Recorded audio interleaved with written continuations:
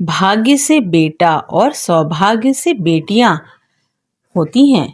क्यों बेटी के जन्म में लोग कहते हैं माँ लक्ष्मी आ गई? आइए जानते हैं। आप सभी को राधे राधे। घर में बेटियों का जन्म महज संयोग नहीं, गरुड़ पुराण में बताया गया है इसका अगूढ़ रहस्य। आपने यह बात तो सुनी होगी कि भाग्य से बेटे और सौभाग्य से बेटियां।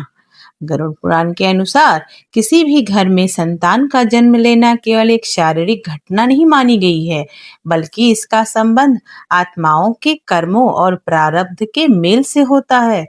गरुड़ पुराण में यह भी बताया गया है कि ईश्वर किन घरों को बेटियों के जन्म के लिए चुनता है। क्या कहते हैं भगवान कृष्ण?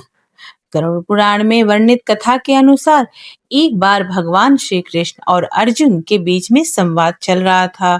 तब अर्जुन के मन में एक सवाल आया और उन्होंने श्री कृष्ण से कहा कि हे माधव, किसी माता पिता के किन कर्मों से उन्हें कन्या रत्न की प्राप्ति होती है? इसका उत्तर देते हुए भगवान श्री कृष्ण कहते हैं कि अगर किसी के घर में पुत्र का जन्म होता है तो वह उसका भाग्य है, लेकिन अगर उस घर में पुत्री का जन्म होता है तो वह उसका सौभाग्य है। जहाँ सात्विकता और प्रेम का वास हो, उसी घर में पुत्री का जन्म होता है। किसका प्रतीक है बेटी का जन्म? गरुड़ पुराण के अनुसार कहा गया है कि जिन माता पिता के पूर्व जन्म के कर्म अच्छे होते हैं, केवल उन्हीं के घर में बेटियों का जन्म होता है। घर में बेटी का जन्म लेना माँ लक्ष्मी के आगमन का प्रतीक है। ऐसे में पुत्री के जन्म से जीवन का अंधकार दूर होता है। बेटी स्वयं साक्षात माता लक्ष्मी का रूप होती हैं।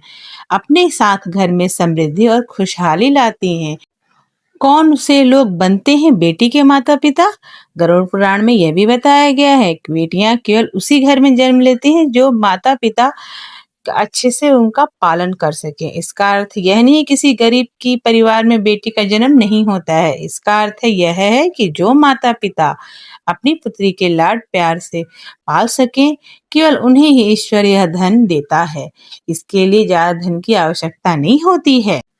इसलिए बेटियां बड़े सौभाग्य से मिलती हैं। आप सभी को जय श्री कृष्णा।